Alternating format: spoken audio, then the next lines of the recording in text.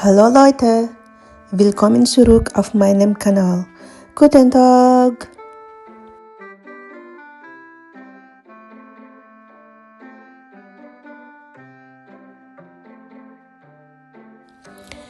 Ayan, puro puso na naman po ang aking nakikita sa mall. Heart shape. Kasi po, love month na naman po, February. Happy Valentine's Day, February 14. Pero late ko na itong mapopost. Ayan po, puro heart, pati tumbler. My heart na design. Ayan po. Pero ang goal ko po ngayon ay mag-grocery. Kasi po once a week po ako nag-grocery. Ayan po. So nasa Reve po ako. Naka-sale po yung iba. Pero ito, apple. Masarap po itong apple na to. Itong brand na to. Yung ano po, Pink Lady.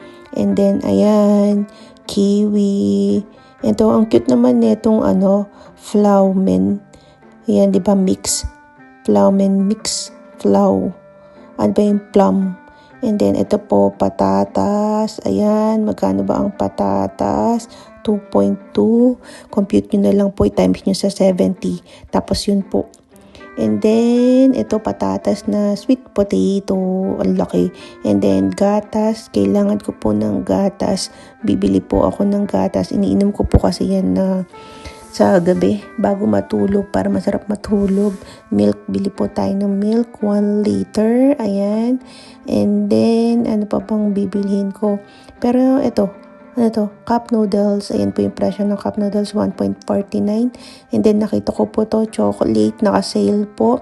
Yung original, 2.29. Yung naka-sale, 1.29. O diba?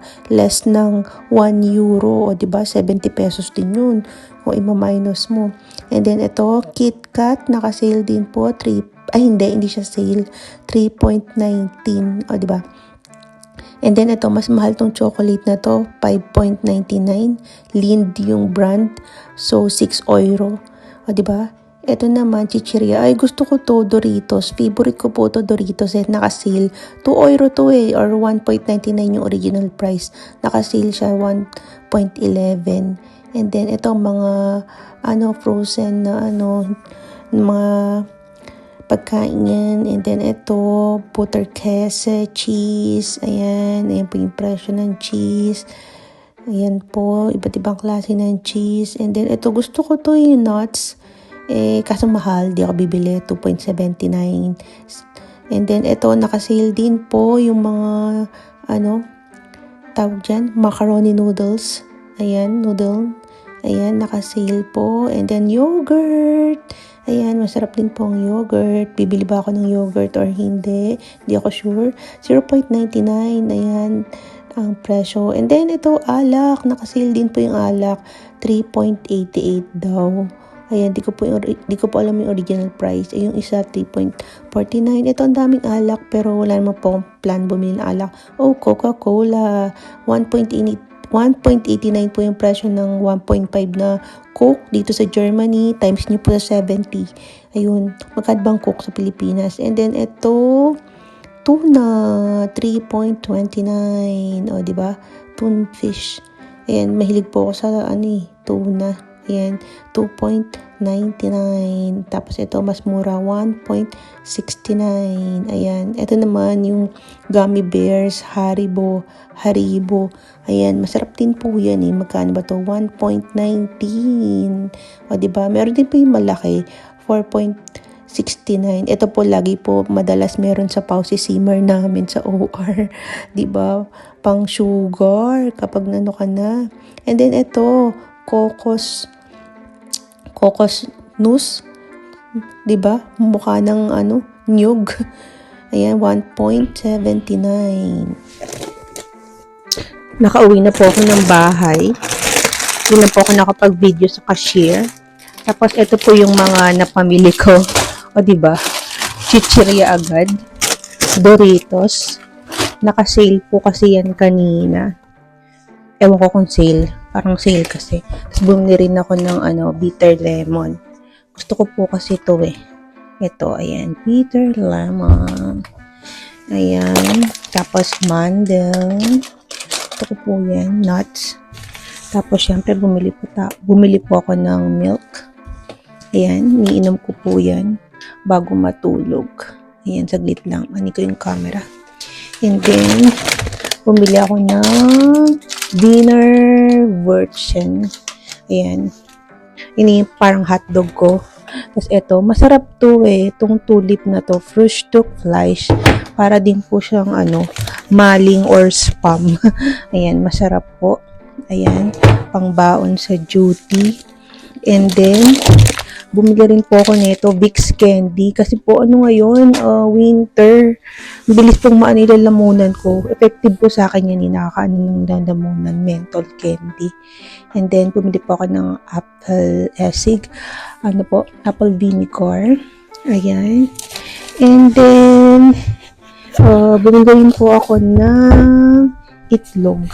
Ayan. Itlog na, ilang piraso ba to? Ayan. 2, 4, 6, 8, 10. Diba? Pang breakfast. Lang po once a week po akong nag-grocery. Hindi po ako once a month. Kasi nga, napapanisan po ako ng pagkain, nabubulukan. And then, bumili rin po ako ng apple. Ayan.